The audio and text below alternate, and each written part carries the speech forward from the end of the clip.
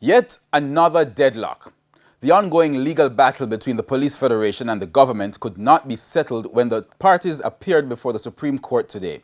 A pre-trial hearing has been set for December 16, leading to widespread frustration and protest among the rank-and-file members of the Jamaica Constabulary Force. Now, we have team coverage. First, Kalisha Williams tells us what happened in court.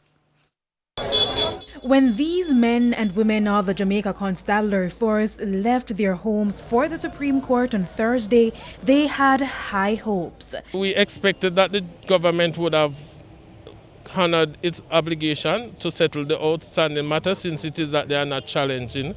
But those desires were dashed when, according to Chairman of the Police Federation, Corporal Rohan James, the government failed to deliver. The legal battle has been going on for 2 years now. In 2019, the Federation filed a lawsuit against the Ministries of Finance and National Security, the Attorney General, and the Police Commissioner, complaining that its members have been working more than 40 hours per week without being paid. The Federation said that the unpaid overtime dated back to as far as 2008.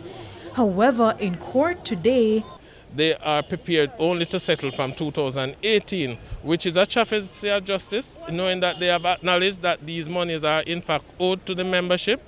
So now a pre-trial date has been set for December 16, with the trial expected to begin between January and April 2022. So right now it's a somber mood among the rank and file members of the Jamaica Constabulary Force. They're hoping that the matter will be settled before going to trial. The Federation is not prepared to sacrifice the members' hard work that they have already earned these monies, and many members would have lost their lives, and we expect that their estates will be compensated accordingly. We were told police officers traveled from as far as St. James and Westmoreland to come to the Supreme Court Thursday, a sacrifice they were willing to make to show that the Federation's position is well supported.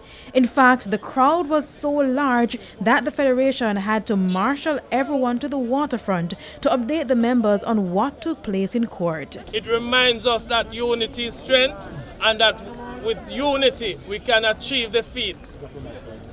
I am saying to you today that we will not relent from our position, that we have earned our salary through overtime worked, and the government has a responsibility to us to ensure that that compensation is made.